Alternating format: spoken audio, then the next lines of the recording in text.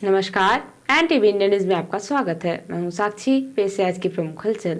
विधानसभा निर्वाचन 2023 के लिए विधानसभावार अभ्यर्थियों को चुनाव चिन्ह आवंटित होने के पश्चात कलेक्टर एवं जिला निर्वाचन अधिकारी साकेत मालवी, पुलिस अधीक्षक डॉक्टर रविंद्र वर्मा, भारत निर्वाचन आयोग द्वारा नियुक्त सामान्य प्रेक्षक शिवानंद कपासी IAS तथा सूरज कुमार IAS, पुलिस प्रेक्षक पूनम IPAS तथा व्यय प्रेक्षकों सुनील कुमार गौतम IRAS तथा जॉर्ज जोसेफ IRAS की उपस्थित में मान्यता प्राप्त राजनीतिक दलों के प्रतिनिधियों तथा विधानसभा निर्वाचन के अभ्यर्थियों एवं प्रतिनिधियों के साथ बैठक का आयोजन गुरुवार को कलेक्ट्रेट सभागार में किया गया। बैठक में कलेक्टर तथा पुलिस अधीक्षक द्वारा भारत निर्वाचन आयोग द्वारा जारी महत्वपूर्ण दिशा निर्देशों के विषय में अवगत कराया गया तथा उनकी शंकाओं का समाधान किया गया। साथ ही स्वतंत्र एवं निष्पक्ष निर्वाचन प्रक्रिया में सहभागिता की अपील की गई। सामान्य प्रेक्षक द्वय ने कहा कि सभी उम्मीदवार निर्वाचन आयोग द्वारा निर्धारित चुनाव की आदर्श संहिता का पालन करें। निर्वाचन आयोग पूरी पारदर्शिता के साथ शांतिपूर्वक निर्वाचन संपन्न कराने के लिए प्रतिबद्ध है। पुलिस प्रेक्षक ने कहा कि सभी उम्मीदवार शांतिपूर्ण वातावरण में निर्वाचन प्रक्रिया को संपन्न कराएं, अनावश्यक विवाद से बचें। किसी भी प्रकार की समस्या होने पर संबंधित रिटर्निंग ऑफिसर, जिला निर्वाचन अधिकारी, पुलिस अधीक्षक या प्रेक्षकों से संपर्क करें। आयोग के निर्देशानुसार निर्वाचन प्रक्रिया में किसी भी प्रकार की हिंसा स्वीकार नहीं की जाएगी। बैठक में मुख्य कार्यपालन अधिकारी जिला पंचायत राहुल धोटे, अपर कलेक्टर राजेश शाही, समस्त रिटर्निंग ऑफिसर, नोडल अधिकारी तथा संबंधित विभागीय अधिकारी उपस्थित रहे। मध्य प्रदेश में विधानसभा चुनाव की तपिश अब धीरे धीरे तेज होने लगी है। ऐसे में भाजपा, कांग्रेस, आम आदमी पार्टी, समाजवादी पार्टी सहित कई अन्य निर्दलीय उम्मीदवार अपने अपने विधानसभा क्षेत्र में जनता के दरवाजे जाकर अपने लिए समर्थन की मांग कर रहे हैं। चुराहट विधानसभा क्षेत्र में पिछली बार अपना चुनाव गंवा चुके मध्य प्रदेश के पूर्व नेता प्रतिपक्ष अजय सिंह राहुल इस बार जनता के पास फिर से पैदल पहुंचकर अपने लिए समर्थन मांग रहे हैं, जहाँ जनता उनसे इस अंदाज में मिल रही है।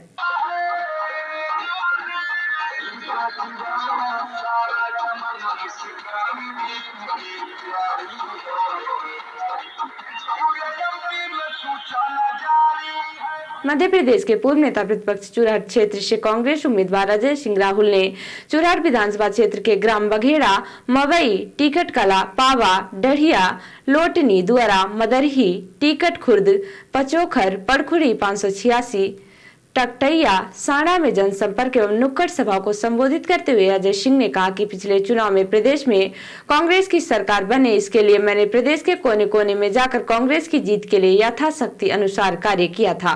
प्रदेश में कांग्रेस की सरकार तो बन गई, लेकिन दुर्भाग्य से मैं कुछ मतों से जनता के आशीर्वाद से वंचित रह गया। लेकिन इस बार जनता से मिल रहे अपार स्नेह व समर्थन के आधार पर मैं कह सकता हूँ कि मुझे जनता का ब्याज सहित ऐतिहासिक समर्थन मिलने जा रहा है।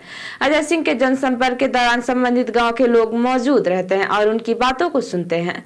विधानसभा क्षेत्र की सभाओं का कवरेज करने निकली मीडिया ने इस दौरान चुराहट विधानसभा के ग्राम पावा में एक सभा के दौरान अजय सिंह राहुल से सीधी जिले में होने वाली प्रधानमंत्री नरेंद्र मोदी की सभा को लेकर उनकी प्रतिक्रिया चाहिए, तो उन्होंने कहा कि अमित शाह और मोदी जी घबराए हुए हैं, इसलिए वह बार बार विंध्य क्षेत्र के दौरे पर आ रहे हैं। इसके साथ ही उन्होंने मीडिया द्वारा पूछे गए अन्य सवालों की भी जवाब दिए। अमित शाह जी और नरेंद्र मोदी जी को डर सताया हुआ है कि विंध्य में उनको सीटें नहीं मिलने वाली हैं, और इसलिए हमने जो सुना है कि 4-5 मीटिंग तो हो चुकी, चाहे वो शहडोल की हो, चाहे रीवा की हो, अब सतना और सीधी भी नरेंद्र मोदी जी आ रहे हैं। लेकिन अब जनता का निर्णय सर्वोपरि है, वो क्या लेती है वो जनता जाने। चुनाव को लेकर क्या कहना चाहेंगे भैया? आप लगातार डोर टू डोर जा रहे हैं, मतदाताओं से मिल रहे हैं, किस तरह का माहौल आपको देखने को मिल रहा है? मतदाता क्या सोच रहा है? जहाँ तक चुराहट क्षेत्र की बात करूं तो और उम्मीदवारों की लड़ाई है दूसरे, तीसरे, चौथे स्थान के लिए।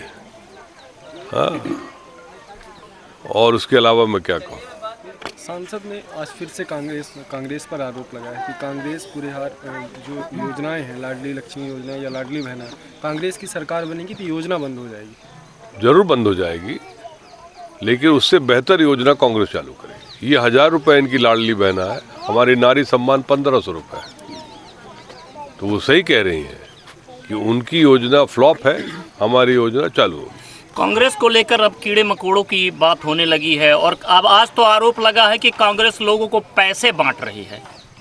अब पैसा कौन के पास है कांग्रेस के पास तो है नहीं, इन्होंने 20 साल लूटा है, वो बांट रहे हैं, खाता नंबर वो ढूंढ रहे हैं, आरोप हमारे ऊपर लगा रहे हैं। सीधी जिले के बहरी थाना अंतर्गत ग्राम कुंवरी के एक गांव में विगत 4 महीने पहले हुए पेशाब कांड ने पूरे देश में सनसनी मचा दी थी। उक्त कांड के बाद मध्य प्रदेश के मुख्यमंत्री शिवराज सिंह चौहान ने पेशाब कांड पीड़ित दसमत रावत को अपने आवास में बुलाकर उनके पांव धोकर उनके साथ किए गए अमानवीय व्यवहार का प्रायश्चित किया था और उन्हें पूरे सम्मान के साथ उनके घर भिजवाकर उन्हें और उनके परिवार को कई तरह की मदद देने का वादा किया था। लेकिन जैसे जैसे समय निकलता गया वैसे वैसे सारे वादे पीछे छूट गए और अब स्थिति यह है कि दसमत रावत पुलिस की निगरानी में अपने घर में ही नजरबंद रहता है। एक लंबे समय के बाद एनटीवी इंडिया न्यूज ने दसमत रावत के गाँव पहुँचकर दसमत रावत से बात की। दसमत रावत से की गई बातचीत की एनटीवी इंडिया न्यूज की यह रिपोर्ट देखिए। मध्य प्रदेश में हो रहे चुनावों के घमासान के बीच में आज हम आपको एक ऐसे गांव में लाए हैं जिस गांव ने आज से 4 महीने पूर्व पूरे देश में सनसनी फैला दी थी। जी हां, ये कोई साधारण गांव नहीं है, ये वही पेशाब कांड पीड़ित दसमत रावत का गांव है जहां की खबर आने के बाद पूरे देश की मीडिया में और राजनीति महकमे में हड़कंप मच गया था। उस घटना के बाद इस गांव में दसमत रावत के जीवन में क्या परिवर्तन आया है, आइए हम दसमत रावत से ही जानते हैं।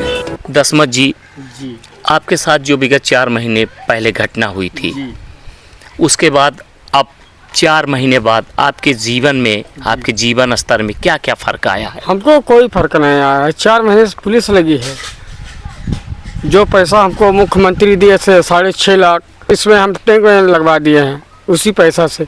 इसी से पैसा से देख रहे हैं मकान बनवाए 6 कमरा के। अब हमारे पास पैसा नहीं अब छपाई करने के लिए, बताइए जी।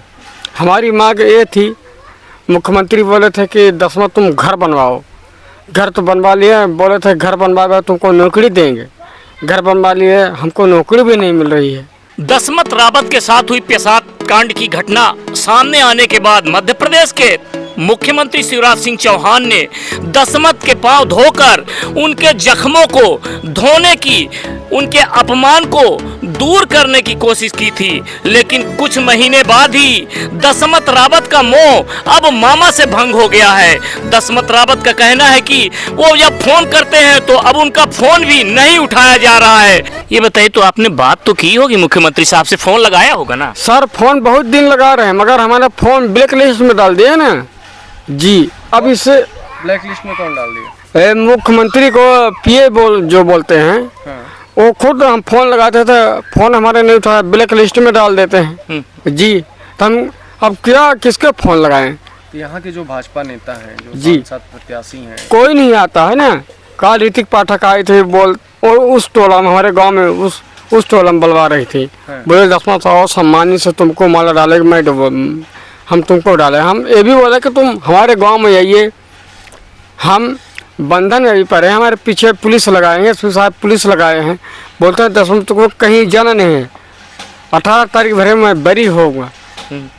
हम उनको बुलाए, तुम हमारे द्वार पे आओ, मैं माला डालता हूँ, सम्मान से आपको करते हैं। नहीं आया कोई नहीं आया, आने को तैयार नहीं, कोई आने को तैयार नहीं। अच्छा बताइए, जब आपके साथ घटना हुई और आपको मध्य प्रदेश के मुख्यमंत्री ने अपने घर पर बुलाकर आपके अपमान की भरपाई की, पांव धोया और आपको गले लगाया, आपके साथ खाना खाया और उसको उन्होंने प्रायश्चित दिखाने की कोशिश की, इतने 4 महीने बाद आपका अनुभव क्या कहता है? उन्होंने जो किया आपके साथ और अब जो उनका नजरिया सामने आ रहा है, व्यवहार सामने आ रहा है, उसको देखकर आप क्या महसूस करते हैं?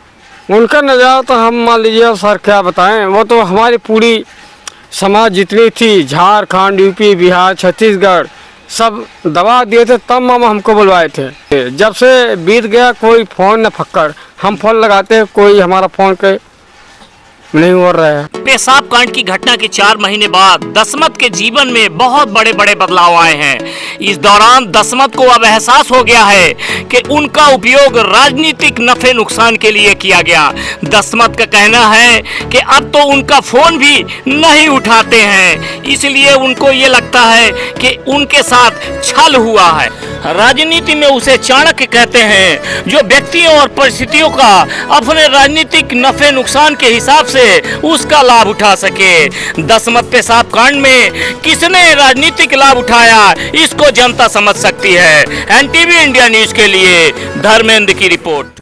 दसमत रावत की स्थिति पर मीडिया ने जब मध्य प्रदेश के पूर्व नेता प्रतिपक्ष अजय सिंह से दसमत रावत की वर्तमान स्थिति पर सवाल उठाया तो उन्होंने कहा कि अब दसमत रावत की चिंता उनको करनी चाहिए जिन्होंने उसके पांव धोए थे। भैया, दसमत रावत की बात करना चाहेंगे। पेशाब कांड पीड़ित है, पहले तो उसका बड़ा मान सम्मान किया गया, पांव धोए गए, लेकिन अभी हम लोग दशरथ के पास गए थे, दसमत के पास, तो उसने कहा कि अब हमारा कोई फ़ोन ही नहीं उठाता, हमारे पास कोई आता नहीं, कोई मदद नहीं करता, उल्टा हमें कैद कर दिया गया, हमारे ऊपर नज़रबंद करके सिपाही लगा दिए गए हैं। अब ये तो जिन्होंने गंगा जल से पूजा अर्चना की हो, साफ सफाई की हो, वो जाने, हम क्या बताते हैं। चुनाव सीधी विधानसभा क्षेत्र में भी चुनावी घमासान अब तेज हो गया है। इसके बाद बीजेपी, कांग्रेस और अन्य दलों के साथ निर्दलीय प्रत्याशी भी अपना समर्थन मांगने के लिए गांव की ओर निकल चुके हैं और जनता के बीच में जाकर वह अपनी बात रखते हुए कहते हैं कि जल जंगल जमीन पर हमारे आदिवासी भाइयों का अधिकार होना है। जंगल के वन उपज पर उन्हें पूरा अधिकार एवं लाभ मिलना चाहिए। मध्य प्रदेश में कांग्रेस की सरकार बनते ही जिले में पैसा एक्ट और वन उपज अधिकार अधिनियम लागू किया जाएगा। उक्त बातें सीधी विधानसभा से कांग्रेस प्रत्याशी ज्ञान सिंह ने बागोहर, तेंगुआ, सिंदूरा, कोचिला, डोल, सिरसी, पड़री, भाटा, हड़बड़ो, परखुरी, बिसुनी, टोला, संतपहरी में जनसंपर्क के दौरान कही। कांग्रेस प्रत्याशी ज्ञान सिंह ने आगे कहा कि पूज्य कुंवर अर्जुन सिंह जी ने तेंदुपत्ता में बोनस देने की शुरुआत की थी। उन्होंने मजदूर को मालिकाना हक दिया था। ज्ञान सिंह ने भाजपा सरकार पर आदिवासी भाइयों के शोषण का आरोप लगाते हुए कहा कि भाजपा ने हमेशा आदिवासी समाज को एक वोट बैंक समझा है। उनके अधिकारों और लाभ के लिए कोई भी योजना मध्य प्रदेश में लागू नहीं की गई। सबसे अधिक शोषण और अत्याचार आदिवासी भाइयों के ऊपर हुआ है। उन्होंने आदिवासी भाइयों से अपील करते हुए कहा कि इस अत्याचारी और शोषण करने वाली भाजपा सरकार को सबक सिखाएं। सीधी जिले में चल रहे विधानसभा के चुनावी महासंग्राम में सीधी विधानसभा से भारतीय जनता पार्टी की श्रीमती रीति पाठक और सिहावल विधानसभा क्षेत्र से विश्वामित्र पाठक जनता के बीच में जाकर अपने लिए समर्थन मांग रहे हैं। जनसभाओं के दौरान श्रीमती रीति पाठक और विश्वामित्र पाठक जनता को सरकार की योजनाओं की जानकारी देते हैं और कहते हैं कि सरकार ने पिछले 3 पंचवर्षीय में जनता के विकास के लिए बहुत काम किया है। सभाओं के दौरान श्रीमती रीति पाठक कांग्रेस के ऊपर गरीबों के शोषण का आरोप लगाती हैं। वहीं सिहावल क्षेत्र में विश्वामित्र पाठक अपने विरोधियों पर प्रहार करते हुए कहते हैं कि एक परिवार ही विधानसभा क्षेत्र में सरकार चला रहा है। चुनाव प्रचार के दौरान भाजपा प्रत्याशी कांग्रेस के ऊपर काफी हमलावर हो रहे हैं। जिला नोडल अधिकारी स्वीप एवं मुख्य कार्यपालन अधिकारी जिला पंचायत सीधी राहुल धोटे के निर्देशन में सीधी जिले के विभिन्न साप्ताहिक हाट बाजार में मतदाता जागरूकता गतिविधियां की गई। विधानसभा निर्वाचन 2023 हेतु हाट बाजार में स्वीप दल द्वारा 17 नवंबर 2023 को व्यापारियों एवं खरीदारों को 100% मतदान हेतु प्रेरित किया गया। जिले के हाट बाजारों में दूरस्थ ग्रामीण क्षेत्र के मतदाता अपने रोजमर्रा उपयोग की सामग्री लेने प्रति सप्ताह भारी संख्या में आते हैं। इस दौरान स्वीप दल द्वारा उन्हें भारत निर्वाचन आयोग द्वारा मतदान हेतु दी जा रही सुविधाओं के विषय में अवगत कराया गया तथा दिनांक 17 नवंबर 2023 को परिवार सहित मतदान केंद्र पर पूर्ण उत्साह के साथ मतदान में भाग लेने हेतु प्रेरित किया गया।